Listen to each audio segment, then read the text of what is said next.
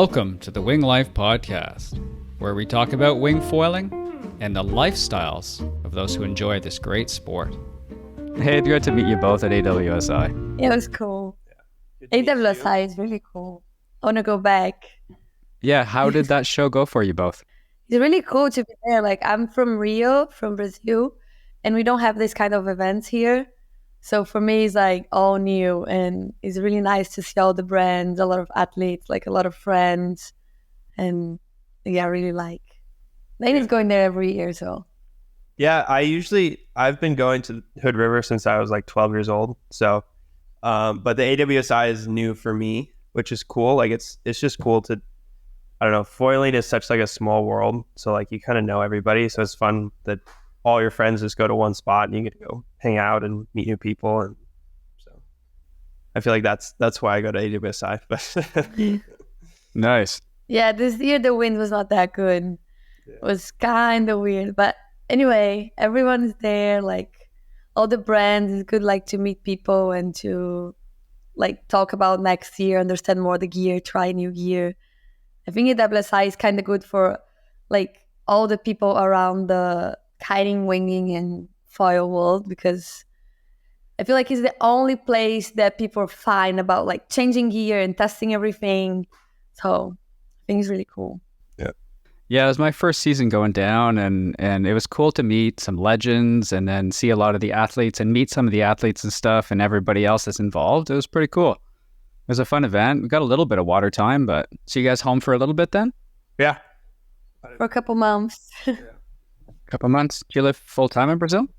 Not really. Like it's my first time spending maybe more than 3 months in Brazil since a long time. But we might spend 3 months here. I got injured and I hurt myself like really bad in Madagascar, like my leg. And we're still like trying to understand what happened, like doctors and all those things. So, Okay, I'm sorry to hear. It's okay. So you guys are home for medical visits and stuff then for a little bit. Do you want to talk about what happened or leave that off? Yeah, we can. Sure. Yeah. Yes. So what was the trip for Madagascar for? Was it a sponsored trip, or was it a trip that you guys want to do on your own? Or No, I have a few trips for F1 every year, and we try to choose like places that's not that common for kite surfers or wing foilers, or like most of kiting and winging. And this year we decided to go to Madagascar. Everything was new for us, and then it was one of the nicest, like most beautiful places I've been in my whole life. But yeah, we were far from everything. So when I hurt my leg there, it was kind of like, okay, maybe I have to go back home and see what happened. Because we were like, I don't know, almost 20 hours from the closest hospital or something like this. Oh, wow. Yeah. Yes. Okay. And how was transportation there to get back to, like you flew direct to, you got to the airport and you kind of came home right away, or? Not really, like. It was a long trip. It was a long trip. I thought it was fine. Like I knew something happened, but I thought it was like okay. So we stayed like 2 days longer and 2 days more, but I didn't kite or wing or surf or anything. Dane was surfing every day. He was there for filming. So, Okay. And then it was really good for him because the last 2 days he was able to surf. But I waited like 2 days and then I flew to California thinking everything would be fine, but was still like super painful. So I decided to come to Brazil to see my doctor. And then I flew here. It was like a long journey. It was like 5 days traveling to get here. And now we're still like trying to understand if I need surgery or not, but probably not. So Okay. It was like a month ago now. And I'm walking, like doing almost everything. I cannot go in the water still, like not kite or anything. But I feel like way better. I feel like I'm almost ready, but my doctor is not thinking the same, so I have to wait. Okay. Well, I'm glad you're on the mend. And I'm assuming that was probably kite surfing down like a 60-foot face, I'm assuming what happened? Or? Not really. This is the craziest part, because I feel like all the time when it's big, maybe I'm way more conscious and like paying much more attention in what I'm doing. It was like a small day, light wind, but my kite was like one side and the wave pushed me to the other side, and my leg kind of went up with the board. It was a very like small thing that at the end was not that small. But those days that you think like everything gonna be fine, worst thing that can happen is like your kite go in the water because the wind is too light. So yeah, I wasn't expecting, but it's part of the game. It is part of the game. And surfing Yeah. was good for you, Dane, then? It was fun. Yeah. Yeah. We got some good filming the first couple days, and then it kind of went light and small, and then she hurt herself. So I got to surf a little bit, but yeah, the trip was absolutely amazing. So The place is so beautiful. People are so nice. And it's like the place we were, we had no like electricity, no water, no anything. We're like showering with a little bucket. It was like really in the middle of nowhere. And at the beginning, we were a little worried about like how we would charge the cameras and batteries and like who would do a movie, because we went there to do like a movie. So we were like, okay, it's really nice, but we're kind of camping. It's gonna be hard. We're not ready for it. We're not prepared for this like situation. But at the end, like was everything perfect. The owner of the camp was so nice and helping with everything, and people there are so open. Like was amazing. It was really amazing. Oh, it's nice to hear. Yeah, I saw some of your like mutual stuff on Instagram and whatnot. It looked cool. Yeah, we were like going around on a little canoe. Like first day we got there and we're like, okay, maybe we're gonna have like a boat waiting for us. And then the guy was like, oh, that's my boat. And we saw it was like a tiny canoe. And we're like, okay, how far are we going? 2 hours. So like, okay, to get to the hotel. But Oh, no this way. And so was obviously man-powered kite, like a little motor on there or no? a little motor. Yeah, a yes. little motor. Okay. Yeah, you never know what kind of adventures you're going to get into, right? When you go to different places. And this is the good part. I feel like because of kiting in competition, like I go a lot to the same places every year. Like I kind of keep going to the same places, and depending on the time of the year, because of the season. And for me, going to new places is always like the best part. I wish I could go just to new places all the time. How were the conditions in Madagascar? it was super good. It's definitely a challenging place for to like find all the right waves and conditions and wind, and like we planned it like a while ago, so it's kind of like you show up and you hope that I don't know, that you have wind and waves. Yeah. And like, the forecast looked absolutely insane the first day, but it was, I don't know, 20 foot. It was showing like 20 to 25. Yeah. And like super windy. And I was like, it's going to be perfect. Like it's a dream. It's going to be huge. I was Yeah. really happy. But and I think there were definitely some spots that were like workable, but like with no hospital, like there's just a canoe to go get you if anything happens. Like it's a reef, and then you're sitting like way inside on a beach, and so Okay.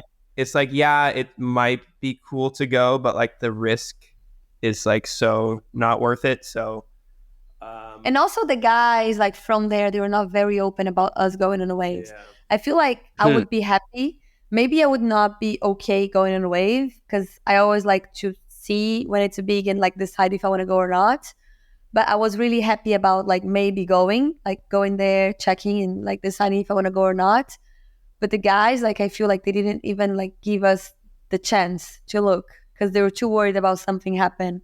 So the Huh. first day he was like, no chance, we cannot leave the bay. Like the boats are too small. And I mean, I agree. I think That it's was true. on Yeah, that wave. I think it's true. Like we could not leave the bay. Like the bay was all like big waves and impossible with the little canoe. But Okay. then we heard about different waves that we could go by car in front of a hotel, like another tiny hotel. But the guy said the waves were too big that we could not go. And I mean, maybe it's true. Like maybe it was like over. But I feel like people there, they're worried about tourists, about us, because they feel like if something happened, like the tourism that's already not big gonna like finish completely. So they kind of try to protect us and the place a lot, a lot, a lot, a lot. Okay. And how big was the team that went down with you? Was it just the two of you, or? Just us, yeah. We're Okay. doing this a lot. It's good. We're faster. Yeah. If you're not like a lot of people, we move faster. That's true. That's true. You can dart around and hone down on forecasts and Easy to change plans. But Madagascar was so fast. Everything, it was like, oh, conditions are going, like, you just go, go, go. You know, and like Kite would go up and like kite. And then I think our best wave, we had like 45 minutes, I think, of kiting. So it was definitely like the whole experience was unreal and like wouldn't change anything. But like if you just take the like kiting and surfing part, it was definitely pretty challenging. Yes. But like the actual trip was absolutely unreal. So oh, nice. Nice. Life experience. yeah. Well, yeah, and you're both home safe, so Yeah. Yeah. which is nice. Well, hey, for folks at home who have followed you on Instagram and who would have both of your work, it'd be cool to get to know both of you a little bit more. So who wants to go first and tell us more about themselves? Yeah, I can go first. So I'm Dane. I grew up sailing, and I started when I was like 5 years old, and that was pretty much my entire life was sailing, and that's all I wanted to do. And I've basically did that until like 2 years ago. I did a couple like youth world championships, which is like under 18, and then I did 2 Olympic campaigns, and then like the whole foiling kind of slowly just took over my life. And like I between the sailing and the foiling, I did the Formula Kite racing for like 3 years. Oh, wow. And that's where I got into foiling actually. And then from there, I went into surf foiling, and then slowly got a wing, and then downwind, and like now it's all I do. I sailed. Yeah, I sailed once in the last like Now 3 you years. think about this every day, all day. Yeah, Oh, yeah, like the rest of us. exactly. And then like when I stopped sailing, I also like I've been doing photography and video stuff like as a hobby for a long time. And then I stopped sailing, and I was like, what am I gonna do? And so I started the film and photography stuff, and it's been a little slow, and like it has its ups and downs, and some months are absolutely sick, and some months you're like, what am I doing? But yeah, it's been awesome, and that's pretty much all I do now. So Oh, I awesome. get to travel and film, like still super connected to the ocean, and obviously wind and all that stuff. So it's all like the same premise, I guess, just a little different. And I'm happy to be stepping away from like the competition side, because it's like so stressful and consumes so much of your life. And now it's like you enjoy, you do what makes you happy and feels good. So, and I'm glad I can make a little bit of money. Well, yeah, and so that's Salty Brothers? Yeah. Ah, beautiful. How'd you pick the name? We're brothers, and You're salty. and we do we're in the ocean all the time. So I don't know if it would have worked if we were in a lake or somewhere, you know. Yeah, maybe not. Doesn't have the same ring. Oh, nice, man. Well, hey, thanks for sharing that with us. Yeah. Oh, your turn, Marcela. I'm like my whole family come from windsurfing, so it was not really an option for me when I was there. So I grew up like watching my parents like windsurfing, and my grandfather and my aunt and my uncle, like my whole family windsurfing. And I remember my whole life I was like wanting to learn, but I was too young at the time. And in Rio, it's not that often like to have a strong wind, because windsurfing is not like kiting. You need a stronger wind. So it's not that often. And I feel like my parents were young, and of course they want me like to learn, but it was more like my father putting me in his board and like riding around and like bringing me back, but thinking I was like too young to learn. And then when it was finally time to learn, I was maybe 9 or 10, they moved to kiting. So, but at the time, kiting was just 2 lines. So again, it was too dangerous and too crazy for like a little girl, 10 years old, to learn. And I had to wait again. So I was just watching and like kind of learning from the beach. And when I was 13, I had my first experience with kiting. Was really different at the time. It was like, I don't know, a long time ago. I'm 32 now, so it's like a long time ago. And then I was like completely in love since the first time. And when I was 14, 15, I was competing like Brazilian competition and small competitions. Also wakeboarding, I was kind of mixing both. But I never thought it would be my life. Like I was studying theater and fashion at the time. Like I was studying theater at the time. And I wanted to be an actress. Like I was really not wanting to be an athlete. It was really not like I love kiting, but it's not my life. It's what I thought at the time. And I really tried to go to the theater side, and I was doing this a lot till I was like maybe 20. And I was traveling a lot for kiting, and I was doing TV shows in Brazil all about kiting and surfing since I was 16, 17. Oh, wow. But again, not really like thinking about like, oh, it's going to be my life. Not at all. I was like, this is for now. I'm going to be an actress and everything going to be fine. But then at one point, they invited me to do a different TV show, like traveling a lot. And then I was like, okay, maybe I should be an athlete. Maybe this is what I am. And then I went completely to the like traveling and kite surfing and surfing world and like completely focused on this when I was around like 20. But again, not thinking about compete like GK or anything like this, because I like competition, but it's not really my thing. I feel like I'm much more competitive with myself than with other people.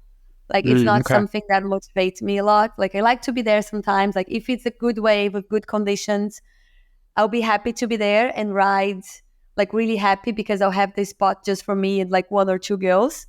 But not really. Yeah, that's true. The first place is not really me. Of course, win is really good, and I'm not gonna lie. Like it's really good to win, and it's an amazing feeling.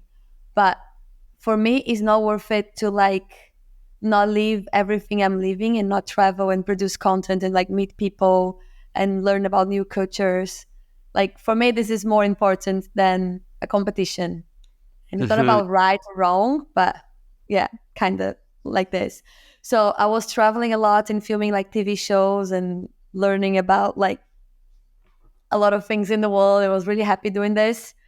And then at one point, they gave me the wild card to compete the strapless freestyle in Brazil. And I was just on kite wave. I didn't know anything about strapless freestyle. And I was like, but I don't know anything about this. And they were like, yeah, but you were the Brazilian champion. And like, we need the girl going, please just go. And I was like, okay. And then I focused like completely on this. I was training like a lot, like for a month and a half, something like this. And I went to competition and I had like, a good result for the time I was training. I finished 4th. And it's pretty good. Yeah, it was good. And then I was like, oh, this is fun. Like, I kind of like it. And then I was like starting strapless freestyle, like doing this sometimes and like kite wave. And next year I compete again. I finished 3rd. And I was like, oh, I kind of like this. It's nice. And then I decided to compete like the whole tour. And I was riding a different brand at the time. And because I was competing the whole tour and like traveling, I signed with F1. And it was a little bit before of pandemic. So pandemic started and was the very beginning of like my time really like into competition thing. I was a professional kite surfer, but much more like producing content about kite wave and like downwind and things like this. But when I signed with F1, the only thing they asked me for was like, okay, but we want to start winging. I was like, that's easy. Like, I'm happy about this. We can do that. and then I was in Portugal during pandemic. So I tried a lot, but I had no idea what I was doing because it was like 2019, I think, was the very beginning of the sport. Really.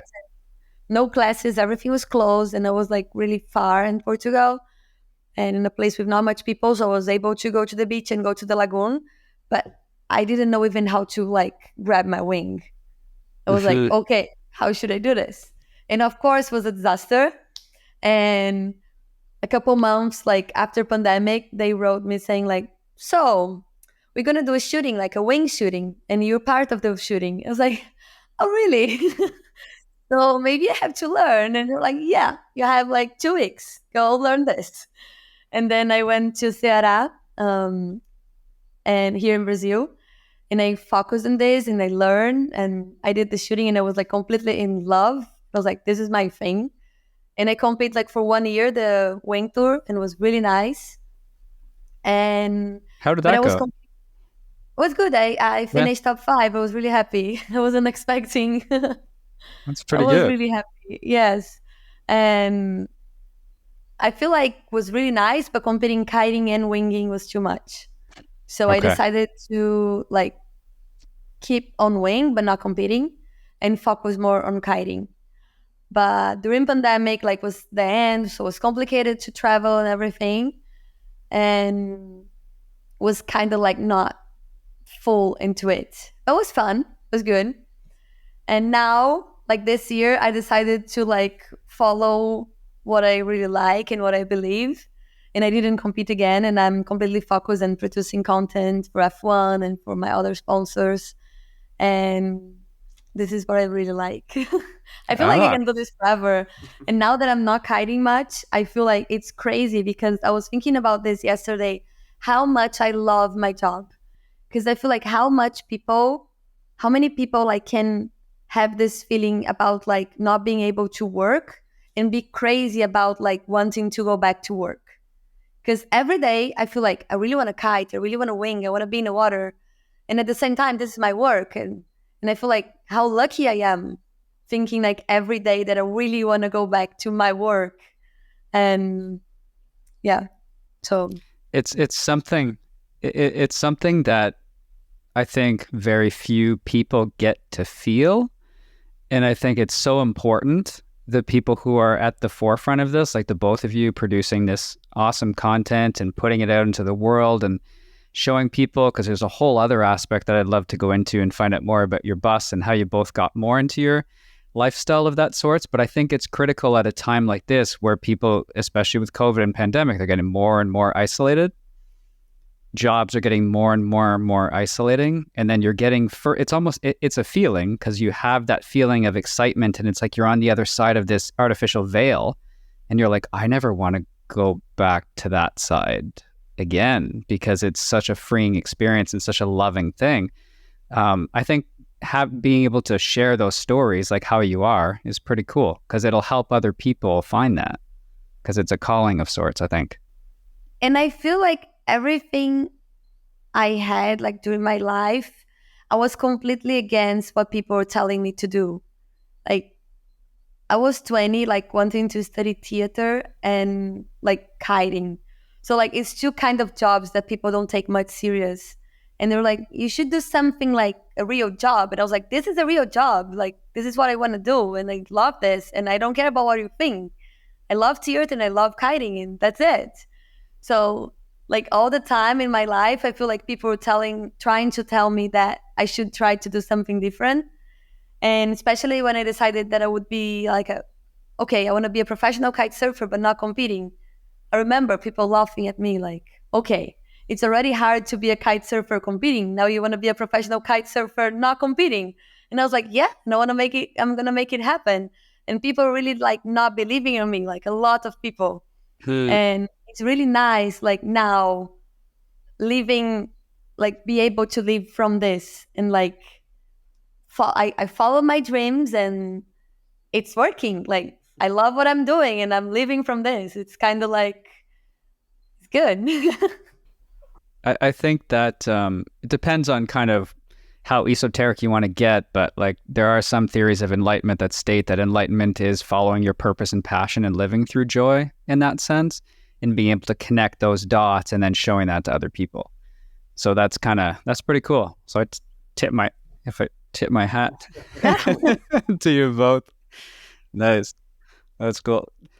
Dane, for your competitive side, did you feel the same way about sailing? Because I know that can be extremely, the training and everything involved for both your sports, like would be extremely time consuming. Did you feel that? And when you were able to kind of connect more into your your hobby and turn that into a pro career, then I think the competition side, I think it's definitely like an interesting balance. Like kind of going back to what we were just talking about, like my family had a motto that was like art, work, play every day. So you do a little bit of art, a little bit of work, a little bit of play. And I think the competition side of stuff, like it's just like I loved it. I love sailing. I love like the process of like you start here, you work a ton, and then you end up here, and you're like, okay, that was improvement, that felt good, and then you do an event and you get a place, and you're like, okay, that was sick. Now I'm gonna improve this, this, and this, and then I'm gonna go get a better place, you know. And in theory, you just keep getting better and better and better. Yep. And like I really enjoy that process. I love competing. Like when you put everything together and it works is such a rewarding feeling. But like Olympic sailing is such a hard sport to like make a living from. Like there's not much social media around it. There's not much media at events. Like it's really like self-funding it, or like you ask for donations, or like it's kind of like this weird, like, I don't know. I hate to say it, but it's an elitist. It's kind of an like elitist sport. And I like actually sailing I love, but like kind of everything else around it I was kind of not really feeling like fully fulfilled. And I took so long to get through college, like I think like 7 or 8 years or something like that, because I did like a couple of years and I stopped and I went sailing and I came back and stopped. And then I was like when we met, I still had I think like a couple like quarters left to go, and I was like, oh my god, I need to finish this and just get it done. but yeah, now like it's fun. Like I go to her competition sometimes, and like it's really enjoyable to be around competition, and like a lot of my friends are still doing it, and it's enjoyable to be around it. But I feel like the just like enjoyment and fulfillment of life, like I feel way better from a day-to-day thing. I enjoy what she was saying. Like I enjoy my work. I enjoy like if I don't, or I get like over it and burnt out or something like that, and I stop, like it's not too like very long at all before I'm like, oh, like I need to go like create something or go do something. So I don't know if that answers your question, but yeah, it kind of like in kind of curious to see how you both met, but in that sense, it kind of brought you both together to kind of do this next chapter together, which is pretty cool because you're both bringing in different skills, and then to have that in a team is pretty awesome.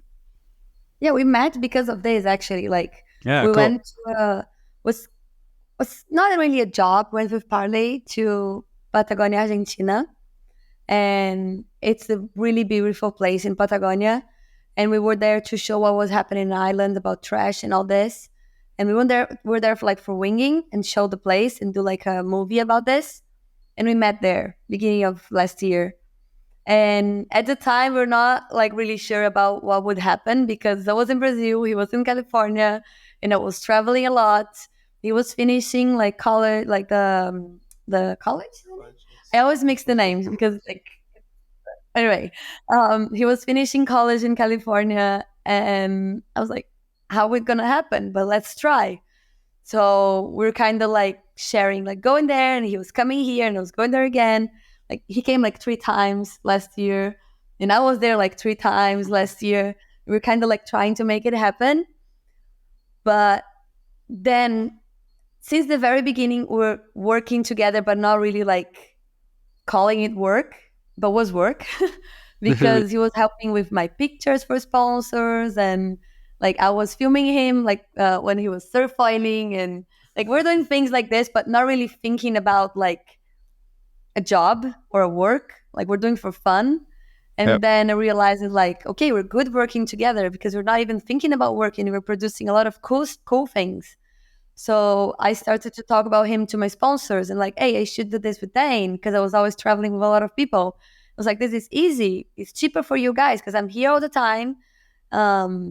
Like if we travel, of course, you're going to pay everything for a photographer. But like if I'm in California, like you just pay him.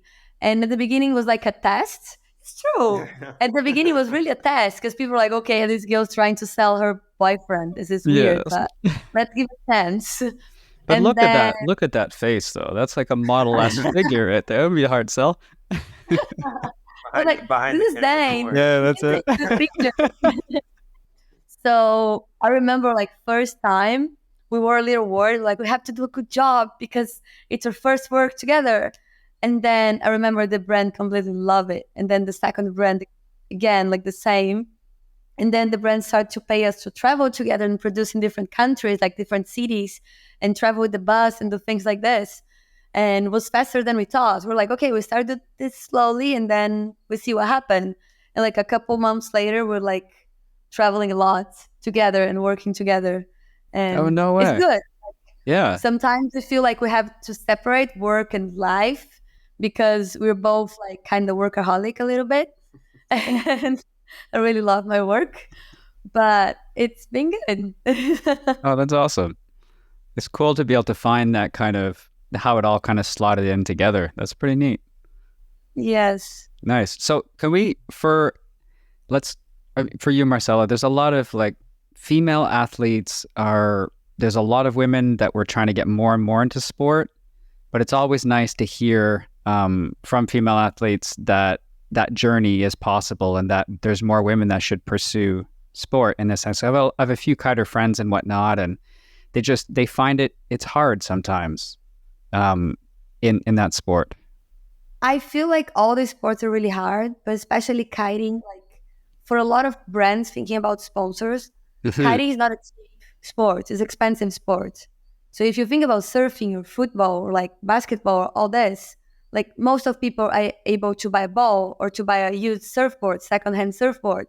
So you talk to much more people. So whatever you do, I'm not saying it's easy to find a sponsor, but it's probably easier to show what you're doing. And if you're good, like you're going to have much more people watching like a football game or a basketball game than watching like a kite surfing competition, because kiting is way newer and kiting, unfortunately, is not to everyone yet. I hope in the future, but like being like completely honest, not yet. So I feel like we have to stop to try to be like, to follow like the same process or like be the same model or like try to be exactly as the same one you think is doing good. And find your own way to do everything, because I feel like it's much more about personality and lifestyle, and also competition is important, but much more about like what you're teaching, like who you're inspiring, like what you're doing, what you're showing, than just going in front of a camera in a competition and saying, oh, my result was this, I hope I do better next competition, thank you, bye. Like this is not gonna work. Like this is not working since a long time, so it's not gonna start working now.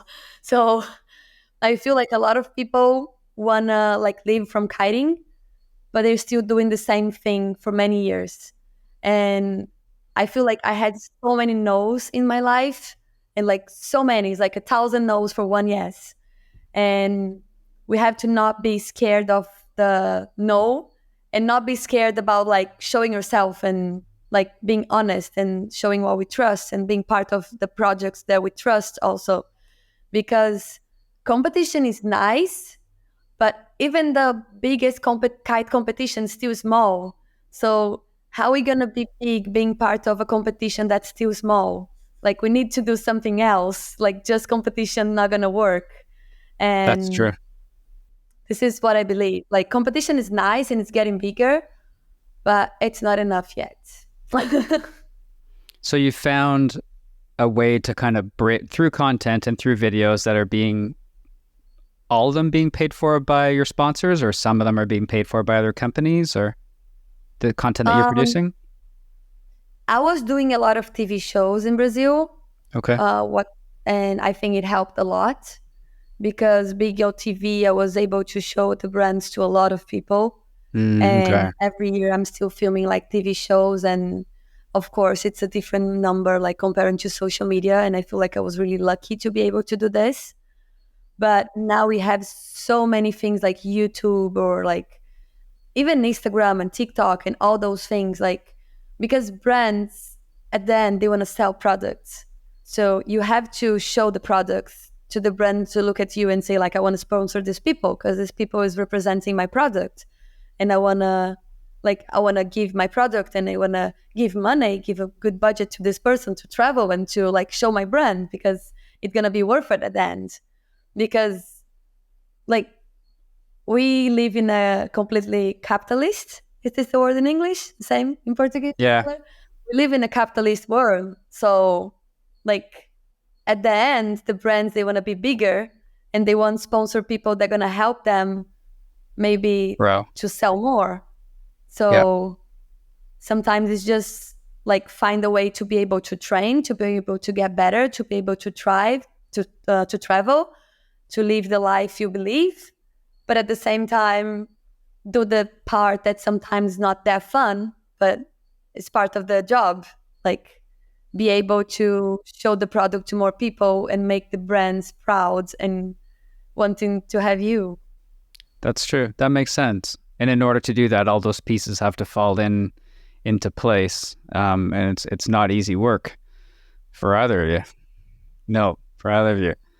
So I think it looks really easy. Like a lot of people say, you have the best life. You're just traveling like with your boyfriend everywhere, with your friends. I'm like, this is the part you see.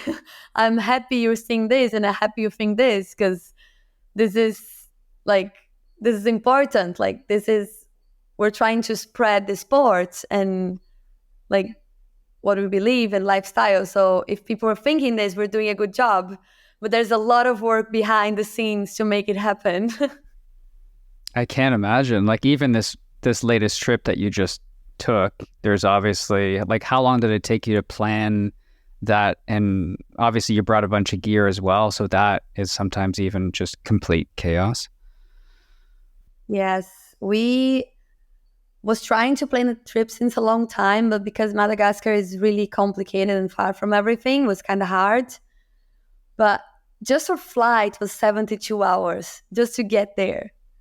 And we traveled with like 2 big board bags and 2 big bags full of gear because we had no idea what to expect. And we were stressed like the first days because we didn't know about the wind. The forecast was always changing. So we didn't have internet either. So they're like the Philippe, or the person that owned the camp, would be like, here's the morning forecast. You're like, this is all you get. And then like we're like, okay, where does that work? And we're like, I don't know, maybe we try here or here. Like, okay, hopefully that works also. So are there expectations? There's obviously expectations for delivery of like, do you get certain things that they want to see? Is there a director at the end of this saying, hey, we want 4 or 5 things? Or do you have the creative kind of to just produce your own thing? I mean, it's really nice. I feel like with F1, like they give a lot of creative opportunity, for the wrong word. Okay.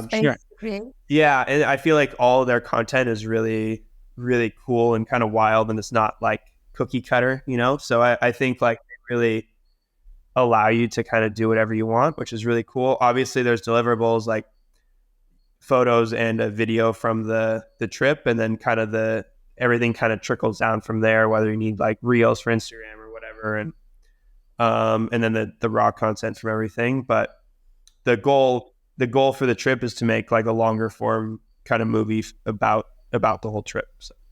Okay. Which is kind of stressful because you plan it out and you think about the days, about like, okay, this is the story we tell for this day. This is the story we tell for this day. And then like you film, which is the weird thing about like water sports, is like, it doesn't cooperate with you like almost ever. Like, we're like film an intro, we film like getting ready and pumping up the kite, and they're like, okay, this is the shots we're going to go do. And it's just like the times that it actually works, and you're like, so like the amount of like rigging shots I have that are just thrown away are wild. But and then like sometimes you're like, okay, I got one shot from that session, shot from that session. And I don't know. It's a very fun puzzle that you kind of put together every single trip, and sometimes it works, sometimes it doesn't, and And another thing is like never waste an opportunity. Like if it's a little windy and you're like, oh, I'm tired, maybe we should wait. No. Yeah. When you're doing this kind of trips, you never wait. You can be as tired, like doesn't matter. You just go. Remember one day? Oh, go ahead, I'm sorry. sorry? I was going to say there's lighting involved and all these other things to make sure that everything looks. Yeah, well, it's go when there's wind, and then hopefully you go again Hopefully it's when okay. and you use the one with the good light, but you have to go back. Fair So enough. like I remember one day, I think it was the second day, and was a little stormy. No, the second day that we went, like the little downwind. Oh, yeah. We did the little downwind because it was super beautiful, blue water and sunny. And then the wind was crazy strong, like really, really strong. And then it was like strapless freestyle time. And I didn't have my strapless board there because I thought it would be like just waves, like was a 20 feet forecast. So I was like, why need my strapless board? I don't need it.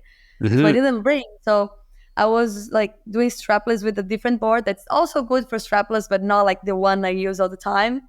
And then I was really tired, but the sunset was beautiful. And then it was like, you should go wing. And I was like, Dane, it's like, you should go. And I was like, okay, I go. And I was so tired at the end. Like I was destroyed. Half the time she's like, if you pump up my wing, I'll go. Like, fine, just pump it up. Get your camera ready. You're good. I mean, it's a good strategy. Oh yeah, for sure. I was like, I'll have some water. Can you pump my wing? And then I go. And I was like, okay, I'll do it. And then my wing's ready. Oh, nice. So that was like 20-foot sets rolling in and you're winging in that? No. Oh, okay. Maybe it was somewhere, but we couldn't go out of the bay. Not the bay. Like where we were, there was a beach and there's like 100 yards of like 5 foot, and then there's a big reef, and then all the waves are on there. So like right in front of where we were staying was like perfectly flat, windy, super beautiful. And then if you went outside, there was a ton of current, 20-foot waves. Like, oh, well, okay. And like not organized at all. Like it was hectic beach, like a beach break. Yes. So not really somewhere you want to mess around with. Because the reef was all straight, so no lines. So the wave was like in once. If you had a jet ski there, I'm sure there's had to be some really fun waves somewhere. I'm sure. But there's for us to find it, like with a canoe. Yeah. Well, I guess not. Well, I guess you tell a different story then. You tell a different story, and in the end, I guess you're selling freedom and fun through F1, which is an amazing wing company and foils. Like I got to try their foils at AWSI on a different board and good stuff. Like some of their wings are probably the best brand for learning on, I find. I tried like almost all the wings because in competition we kind of switch around sometimes after competition. Okay. And I really think like F1 is like the easiest and like for me was the best wing. Maybe because I was used to it. I don't know. I don't want to like push F1 here. It's not about this. But I really like the wing. It's light and easy and the foils are really good. And I feel like a lot of brands, they have like all kind of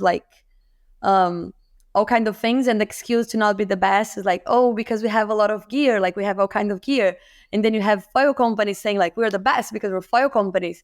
And I feel like F1, they're able to have kites, kite boards, wing board, like foil boards, everything, and be like, for me, the best or probably one of the best, having all this. And for me, being sponsored by this brand is really good because I'm a kite surfer and a wing foiler. So it's really important to have a brand that's good in everything. Because I feel like a lot of brands are really good for kiting or really good for winging. And again, I feel very lucky like being sponsored by a brand that I can have like all the gear. And Madagascar was like showing me this a lot because I was switching like into like surf foiling, wing foiling, like kiting, like in one day I was doing everything. It was crazy. Yeah, no, I loved F1. I learned on them, and really? Yeah, it's the Swing V1 actually, the first version. It was pretty fine. It was a 5 meter. It was hands down better, and I ride for KT as an amateur kind of rider now, so I'm riding all their stuff, but my mom still has like an F1 wing, and my buddy does too. So yeah, they're it's good stuff. It's definitely good. what were your first like wing foiling experiences like? Did you instantly fall in love with it? Was foiling weird? Like, how did you find that? My first, I probably had a relatively easy wing foiling experience because of the kiting. I knew sails and wind, and then I knew foils from like foil racing. Okay. But my two first experience one was in Sherman Island in San Francisco. It was like 25 knots on like a sinker board and a 120, which is not what you want at all. And then my friend gave me his wing with a waist belt with like the worst Velcro ever. So I literally paddled out, held the wing up, and I was like, whoa! And it just shot out of my hands. Waist belt came off, and then it just went like way down the river, sat on this rock and just sat there, and I like swam in, and then I like tried it. Like it was lucky. It was just 25 knot. Like it was just windy on like a 4.5 or something like that. So I was up and going, but just like absolute chaos and hectic and crashing, and like couldn't go toe side or anything. And then my second one was like, I was like, that experience, like I learned a lot, like that would be fun. So I went out at my home break at Cease in Ventura, and I was just like, I'll go to a smaller wing and like same board. So a sinker board on like a 4 in like 15 knots. And I just sat there. And then one guy was like, can you like, please take my stuff out. You're never going to get up. So I got up, and like, I think I caught like a couple waves on my like second session. So. Whoa. Yeah. Decent. But that like, well, I had all the experience. I just had to put, so. I was going to ask you, how fast are you ripping on those foils when you're kite racing? Kiting, when I was doing it, they were getting to like the mid to high 30 knots, and now I'm pretty sure they're going faster. So, but yeah, the foils are ridiculous. Like I rode one in Hood River last year, like after not touching it, and the things they're so locked in, they go straight, they don't do anything else. Like after foiling, and you're like, shoo, shoo, shoo. Like I was like, oh my God. Like I tried to tack it. I'm like, okay, we're going to turn. I was like, oh my God. Yeah. So it's definitely a different experience, but. Fair. Yeah, that'd be fast. Yeah. I'm not really into like kite foiling. I just try with my normal like surf foiling board, and I go and come back. But I don't know. I'm from Rio. Like we don't really have this kind of wind here. It's either like super strong or super light. Not super strong, but like strong enough to kite wave, or like no wind at all. So I never like really got into it. But now I'm curious because I've seen a lot in California. Yeah. It's funny. A couple of my friends say that I'm like a wind snob, and I counter it and say I'm a gear snob. And then like they're like, oh, you don't want to wing in 6 knots on a 7 meter and the downwind board? And I'm like, no, I could go 30 on a kite foil. So like, I'm gonna. Yeah, fair enough. Yeah, and I think we're slowly. I think so. Correct me if I'm wrong. But before, it was so regimented. If you're a windsurfer, you were not allowed to look like you didn't like kiters. And if you were a kiter, you despised windsurfers. And if you got in trouble, nobody would help each other. But I think we're starting to slowly see that you can go to the beach and you got 7 tools and you can choose one, and it's all about the same thing. But I find that hopefully that's starting to, because so many athletes are doing multiple things now. Yeah, it seems like everybody's doing at least 2 of them, you know. But like in Hood River, it's like the downwinders are frustrated with the kiters because they're going cross and the downwinders are going this way, and like the wingers are doing like something slightly different. So it's definitely like still frustrating, but like everybody does all the sports, so it's more just like if there's less people. But yeah, I don't know. It's also nice to show up to the beach with like one foil and a wing or something like that, or just your kite stuff, because it's like so nice just showing up. You're like, this is what I have, but the condition's good for it. You're like, no, okay, I'm gonna go home or something. I don't remember the last time we did this. I know, it's terrible. Like every time, like, okay, we're gonna go on a trip. We're not gonna bring very much, and then 5 board bags. Like, oh my God, what's wrong with that? Now, so what's your favorite setup for F1 then for winging? For the both of you. Mine or Dane? For both. Mine? Yeah, we can talk both. I think the skate 950. Like if I had to choose like one foil, would be the skate 950 for winging and for surfoiling. And for downwind, for sure, the Eagle, like the 890, I think, for good days. Okay. But I kind of like the 950 for surfing. People like tiny, tiny foils. But I like to have like a little bigger and like have more control. They make fun of me because of this, but I feel like I don't have to go that fast. I'm not like racing.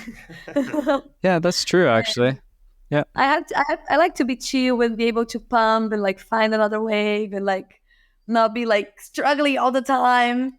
And but yeah, downwinding I feel like a little different.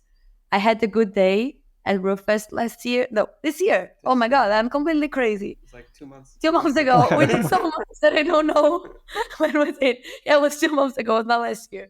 I had a good day 2 months ago in Rufus, and I feel like it was the best downwind ever, like ever. And I was riding my Eagle 890, and I think this is my favorite foil now. So for surf filing and winging, probably they skate a little smaller if I'm going winging, like probably 750, Okay. and 950 if I'm going surfing. And for downwinding, the Eagle. And Dane is riding a different brand now. Yeah, I For read the now. I'm kidding. Until she brings you over to F1 for real. Yeah. I ride Lyft, and Okay. I don't know. I think the 120 is probably like the greatest all around wing. Like you can pretty much do everything you want on it. But yeah, I mean for winging, the 90 is super fun for like a little bit bigger waves, the 90 and the 20. And then downwinding, any of their high aspect stuff. Like I just did this summer, did the Molokai to Oahu on the 150. Oh, no way. That was pretty sweet too. So How was that adventure? it was wild. Yeah. Yeah, it was super cool. Like that was my first time doing that run. Like I didn't really practice for it. I did a bunch of training down in Brazil and in California and that kind of stuff, and pretty much just went over there blind, and I was like, okay, here we go. And yeah, I did relatively well. I definitely didn't I think like if I had a longer board, that was probably the only thing I would change, is go really long board just for the paddle in at the end. But the race was cool. It's like so cool just being around everybody that's just stoked on foiling. Like you talk to everybody and they're just stoked to downwind. Like it's not like they're stoked for the race specifically. It's like, oh, we're just doing a big downwind with everybody and show off some gear, show off what you're working on. But it's like, it's such a cool experience. So Fair enough. What was your first downwinds like? Because that's the thing right now. I had a miserable downwind, my first one. I don't remember. I guess it was like 2 years. You're deflating your wing at the beginning. No, yeah, no, that was after. No, so my first one, I was like, it'll be easy. I've no sup experience. Downwind experience, not supping. My first one, I did this little shore runner in Ventura. It's like this perfect like 2 mile run that goes. It's just like slightly onshore, so you just catch a wave and you pump out the back, and then you can kind of surf waves down the whole thing, or you can kind of pump out and get into the wind chop. So it was like really easy, just get into it. And I just did shore runners for like a year, and just like you go, you fall, you paddle in, you find a wave, you do it again. Just to practice up kind of thing? Just because there wasn't sup downwinding. Oh, okay. Like, it was like that's all you did, and then we slowly started to hear about it, and like me, Matt Coast, and Cole were like Matt got into it and he's like, you got to do it. So I borrowed this board that was like a square. It's like 28 inches wide or something like that for like surfing. Okay. And I was like, I'll figure it out. I don't know. And I went out and ended up paddling on my stomach downwind for like 4 miles. That was my first experience. I couldn't stand on the board for longer than like 2 seconds before falling off, and then went back to the ocean or like the surf and tried to figure it out there, and then went up to Hood River and figured it out there. So, but yeah, that was my struggle. This is not story he told me when he was trying to convince me to start subfiling. Not at all. Of course not. He was like, this is really easy. You're going to love this thing. I'm sure you're going to go to Hood River and you're going to learn in one day. This is what he told me. And The entry or the barrier to entry for downwind foiling now is so much less than it was when I like, and it's not like I learned like 10 years earlier. It was like a year before. And like the boards were all like the skinniest board I could find was like 24 inches wide. And everyone's like, oh, that thing is a game changer, you know? And then like the next board I got, I'm like, ooh, do I go to 21 inches wide?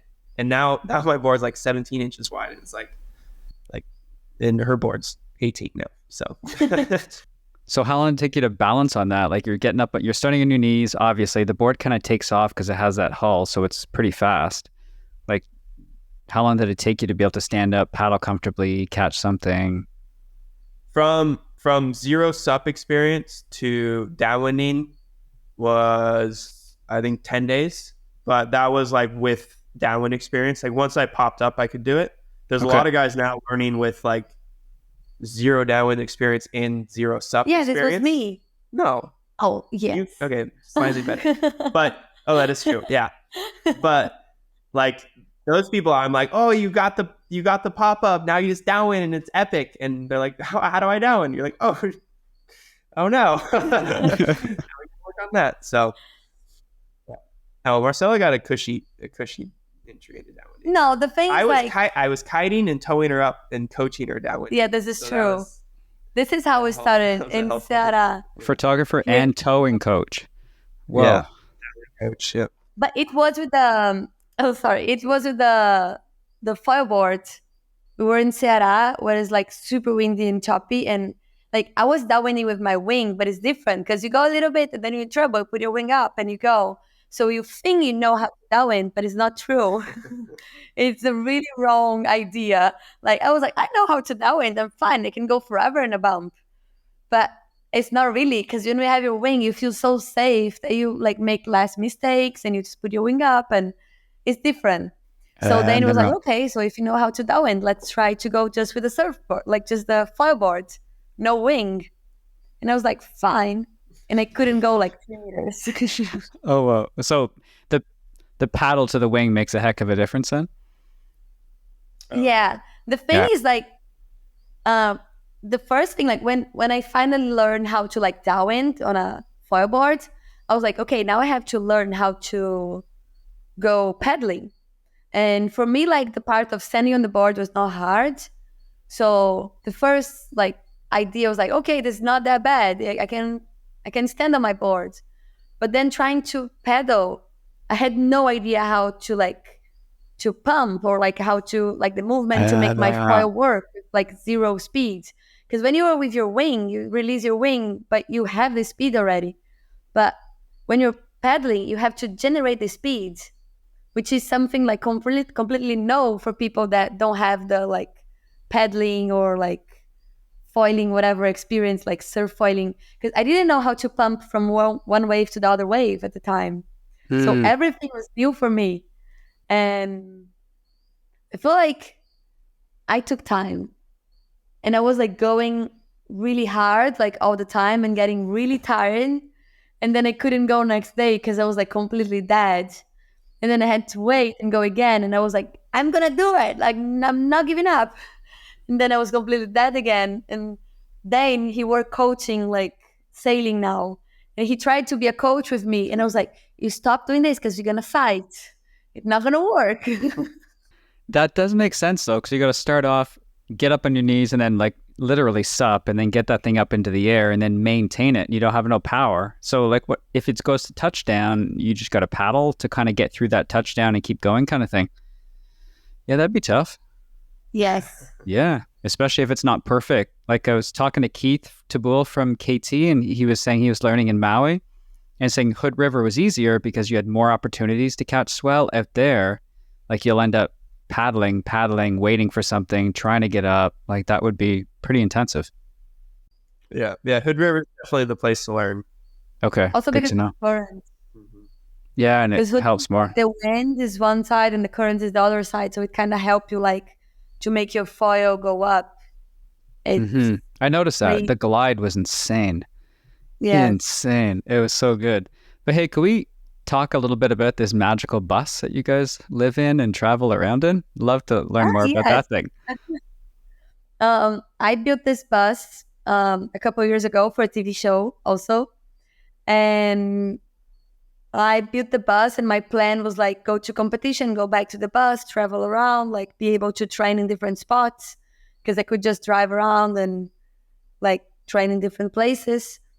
But right after I built the bus, the pandemic started and I couldn't go back to US for almost 3 years.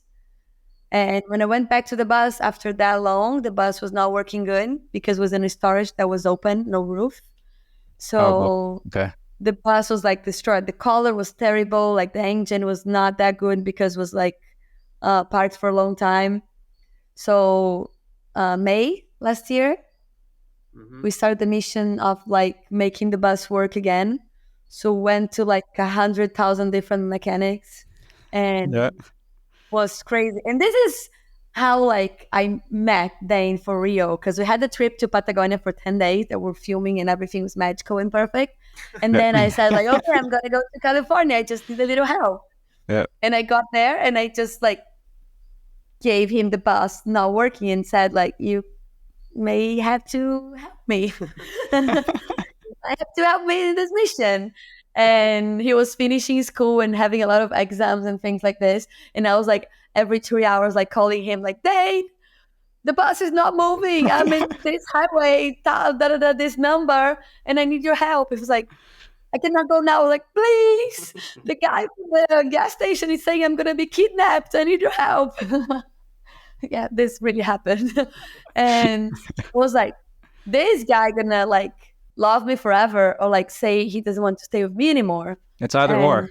Yeah. Exactly. Like there's not a middle way for this. Like this. Nope. And yeah, apparently he stayed. Trial by fire. Yeah, it was really crazy. It was just a test. So we fixed the bus, and yeah, it was a test, of course. Like so we fixed the bus, and the first trip I decided to go to Hood River, but Dane was like finishing his exams. So I went with two different friends, and we got there and they stayed a little bit and then they went back to Brazil and Portugal where they live. And I stayed there for almost a month by myself with the bus. And I was like, Dane, you be ready because maybe I'm going to just call you and ask you for help. And you're going to have to fly here.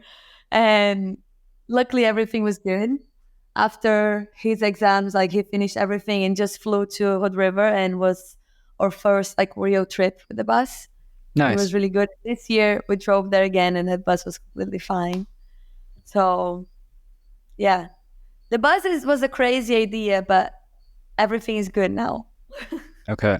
Now, do you live in that for a long time part of the year, or do you have a kind of like a home base that you come back to when you're not traveling? Now we're living 6 months in a bus, 6 months in Rio. Like, okay, we have a house in Rio also, like the house we're now. Yep. And like for now, I just can spend 6 months in Hood River. That'd be nice on Hood River, but I can spend 6 months in US and then can spend 6 months in Brazil. Okay. So we're kind of doing this, and we spend a lot of time in Ceará also because the wind is really good there. And I work with a hotel there, and I mean, it's really good to produce content for brands and train. So it's kind of like 3 months in Ceará, 3 months in Rio, a couple months in California, a couple months in Hood River. We're kind of like going to other places also, but it's That's working pretty cool. for now. Yes, it's been good. If there's anybody that's kind of looking to get more into this lifestyle, what would you say to them? First thing is like people think it's really expensive to like live on the road because you have to buy a van or buy a bus or like something like this. But the first investment, of course, is like it's a little bit more than just rent a place. But if you think like you're buying a bus or buying a house and then you never pay rent again in your life, like at the end it's not that bad. So we cook a lot in the bus. The only expensive thing is the gas. So I feel like a lot of people are not doing this because thing is much more expensive than it actually is. So this is one thing. And the other thing is like most of works, like not all the works, of course, it's possible to do remote. And of course, not all of the companies are open for that, but like I'm sure like other companies would be open. So, hey, everyone, I'm not saying you should quit your job and find a different company. It's not this. But if it's something you really, really want to do, like it's a possibility to like maybe start to look for companies, different places, and like start to look into van or buses or even cars sometimes just to start. And it's really good. Like it's really good to be free and decide like at night what you're gonna do next day. This is my favorite thing. Like we're going to sleep, like what we should do tomorrow. And sometimes we decide and sometimes we just say like, okay, let's decide during breakfast. And for me this is a dream. Yeah, that's pretty cool. Oh, I thought you were going to jump in, Dane. Oh yeah. Yeah. No, I think we got a van also, and it's like not really built out very much, just bed and storage and some electricity. And I got that for like filming stuff and just to have like a home base. And it's crazy. Like it's like everybody's just so addicted to it right now. Like it's just the craze, and it's so nice to have. Like I started in the back of my pickup truck. I went up to Hood River and like slept in the back, and I was like moving all my stuff out, sleeping, and then moving all my stuff in, like just throwing it under my truck. And I was like, okay, I need a little bit better system. Yeah. But like it's just so nice being able to like finish surfing and you just get in your van or whatever, and that's your home, and you're just there, and you don't have to go anywhere. And like for every like whatever you choose, like full bus or like little tiny car, like there's problems with it, and it's a fun experience, like dealing with the problems, and like whether it's bathroom or shower or electricity or gas or car brakes, I don't know. I think it adds to it though. Exactly. And it as long as like your work can function with it, like even if it's you just do it for like a weekend or a trip, like a year or something like that, like the van, like so many people I talk to that have the van and like just got it, and they live at home and they live and they work, and it's just like, oh, the van is so sick. It's just like it's like such a nice like little house away from your home or whatever, wherever it is. Like I didn't really think it was going to change my life that much, and like I think it changed a ton. So can you imagine just staying in the house for now? yeah, I know. No, not at all. So yeah, there is a sense of freedom you get from being on the road and having that freedom of lifestyle and flexibility of schedule, and it's really pretty. enjoyed her shower also. Oh yeah, that's true. Hot. Yeah, showers are cool. Hey, can we jump and talk about your? Because I read you were the first female to kite surf Nazaré in Portugal. Can we talk about that? Yes. I always liked like big waves. I'm not a big wave surfer. Like I have a lot of friends that are big wave surfers. So this is kind of like becoming more and more common for me. Like people talking about this and going to those kinds of places. And it's something that maybe I was too crazy because I was definitely not ready to kite Nazaré. But because my friends are all the time like, you can do it, you can go, I'm sure you can do it. And I was going to Puerto in a different like kind of like bigger waves. And I was like, okay, I want to do it. So I was waiting for the wave to work with the wind for a long time. And it's really, really hard to happen because we need this specific direction with like a really good swell and a specific, like everything has to be perfect. And it's really hard to have everything like aligned. So I waited for a long time and it never happened. So I was like, okay, it's not going to happen. It's fine. And then I was ready to go to Cape Verde for the competition. And I saw the forecast and it was perfect for Nazaré. I'm like, okay, maybe I should just fly there before. And if it's good, I'll go. So I flew there, not even having like all the gear. Like I was like kind of ready. And the forecast was just getting better and better and better and better. And I was like, I think it's gonna happen. So one of my friends has a jet ski there, and he was one of the best like rescuing people and like surfing there. And he was like, let's do this. I'll be there with you. Like we go to the beach, you put your kite in the air, you go to the outside, I'll be there, and we're gonna make it happen. And I was like, fine, let's do this.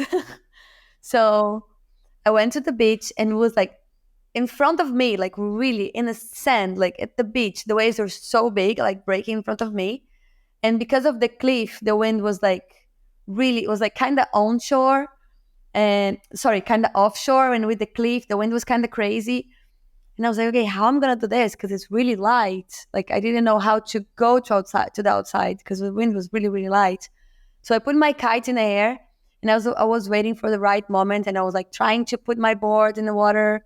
And I had straps at the time because it's so choppy that it's impossible to go strapless. I mean, for me, it was like impossible even like to think about going strapless there. So I was trying to put my board in the water, but the current was so strong that my kite was just like almost falling all the time because the current was like faster than my kite. So I was like, I need a different strategy. So I was like with my kite in there for 40 minutes. And then at one point I was like, okay, I'm going to just sit here and the wave going to come and I'm going to start like to loop my kite. And I go with the current. And as soon as the wind catch me, like when I go a little further because of the current, my kite going to start to work and I go to the outside. And it's one chance. If my kite goes in the water, like my friend going to pick me up and with a jet ski and I'm done and I'll be destroyed. My kite going to be destroyed. But I mean, that's it. I have one chance. And was good. Like I was so lucky. I was like looping, and I passed the first one, and I was feeling like stronger in my kite, and the kite started to like have more pressure. And at one point, I was like overpowered, like completely, because I was so close to the beach, so I didn't know how the wind would be like in the outside. Oh yeah. And at the end, I was so overpowered that I was like passing like big waves, like a jet ski. And then I went outside and there was so much adrenaline. I remember like it was yesterday, my mouth was dry. It was a weird like feeling of like all dry, and I could stop smiling. Like it was like the biggest smile ever. And my mouth was completely dry, and I had like, was really cold. It was during the winter. So I have like hoodies, like life vests, wetsuits, like lycras, and like my harness. Like I couldn't hear good. I couldn't like, it was just a crazy feeling of my body like really feeling super alive. And I caught a few waves, but it was definitely really hard because the wind is a little offshore and the wind was really strong. And I'm goofy, so I had to go like switch, which was really hard. Like I couldn't go toe side because of the offshore wind. Okay. So I had to go switch in big Nazaré. It was a little crazy. But add that to the repertoire. How big was the wave that day?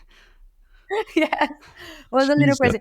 But at the same time, like having straps on my board and having my kite, it's like being with the rope on the ski all the time. So I was feeling really safe. Like even knowing if something goes wrong, I'm like completely in trouble and I can die. I was like, okay, I'm doing this my whole life. I know how to control my kite. I just have to be focused and don't be dumb. Okay. And I was trying like to choose good my waves and think about what I was doing. And I caught like a couple waves. And I was like, I think it's good for a first day to don't like pass the limits. And I went back to the marina and I was like, I want to do this my whole life. This is what I want to do. Like I want to like go find big waves like all over the world for kiting. But then pandemic started and my dream kind of melted. I don't know.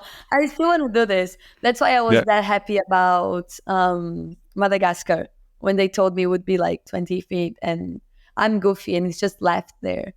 So I was like, a lefty, 20 feet, like super strong wind. This is a dream. Like I was really happy about. And I like those things. I also went to Antarctica and I kited in Antarctica before Nazaré. Oh, no way. And I feel like was as hard as Nazaré. And I realized that adrenaline is the thing that moves me the most. I really like the adrenaline and the feeling of like living the moment and like don't do anything wrong or you're gonna be really in trouble. I like this. Oh, that's awesome. I'm enjoying I'm enjoying foiling and winging and like strapless freestyle is nice, but the feeling of like a barrel, even like don't have to be big, but like a barrel of a Nazaré or like kiting in the middle of icebergs, like those kind of things that make you feel like really in the moment. I don't know. It really makes me feel alive. So you're gonna get out at Nazaré too, then, Dane, and be the photog and that thing next to him. Yeah, I'm the photographer. I like medium-sized waves, small to medium. So I surf and she sits on the beach, judges me, and then it gets big enough, and she goes, and I take photos. So it also works out well. Hey, that works out well. It's not true. It's not true. The thing is, like, Dane is so passionate about surfing that whatever wave hits in the water. And I think I'm a little spoiled about like surfing, and I really like barrels. So sometimes it's not good and small and like mushy and weird and windy. And I'm like, okay, I'm happy taking pictures. And he's having the time of his life. And I'm happy taking pictures. But it's not about the size. It's about like the conditions. That's true. That's true. That's cool. So are there any trips coming up for you both? Like where are you heading off to next? We're planning on going to Chile, like maybe end of November, beginning of December. Not sure yet. We're like talking about a couple places, but probably Chile. I love Chile. It's one of my favorite places in the world. Like I wanted to live there a lot for many years. And now I'm fine about the bus in Rio, but we're probably going there. So what spots are you going to kite wing over there? We probably go to Matanzas, to Roca Quadrada. It's a couple hours from Santiago. It's really good. And I have some friends there. It's a little cold, but it's beautiful and wild. And like, it's really nice. You have to like drive in sand to get to the spot. And then it's just a couple people and it's like rocks and dolphins. And it's really beautiful. Oh, nice. Yeah, that would be a pretty cool trip. And there's like some waves around, like really good for fighting or winging. It's nice. It's a beautiful place. And then you build your story. Are there different themes of stories that you like to put out to people? Yeah, I mean, we kind of talk about what it's going to be beforehand. I definitely have been doing a lot of like short stuff, Instagram brand stuff. And I want to for sure like push myself to like actually tell stories, do longer trips, like have a lot of meaning behind that. And I'm super happy about how Madagascar, like I'm halfway through editing it now ish. Nice. I'm super happy how that's turning out. And so like these kind of trips have a more opportunity to just kind of tell the story of the trip. And like we have ideas beforehand, but it all changes. So it's kind of based on everything. As long as I can capture as much as I possibly can, then as they say, is the magic's in the editing. So you kind of just pull what you can, and as long as you like, I don't know. I always have to tell myself like just like it's super easy to get frustrated. Like when you're like filming, you're like, I'm not getting what I think I should have got or whatever, and then majority of the time I look back at what I do have and I'm like, oh, that was actually pretty cool. I wish I'd kept filming, so like I'm like really forcing myself just to like keep filming, keep telling the story, keep pushing at it, and like it'll happen. So awesome. The idea for Chile, I don't know yet. We'll go for find a good swell and what happens. So yeah, this will be different. Like this time, for the first time, we're gonna wait for the swell and fly for the swell. Because normally all trips we just like find a date and we go and we have what we have and that's it. But he's not that far from Rio. It's like 4 hours flying, maybe a little longer. But yeah, maybe a little longer. But anyway, it's not like really far. So it's okay like to wait for the swell and fly, and it make everything easier and better also. So I hope this will be more about action, because we had one like really telling stories like Madagascar, and now have one more like good waves, good wind, like bigger swell, and yeah, more Like about the real storm performance. chasers. Yes. Oh, that's Ah, awesome.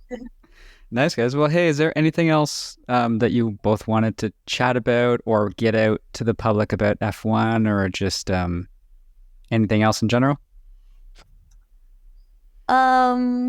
we were talking about the gear, and Okay. I talked about my foils, but not about the wing.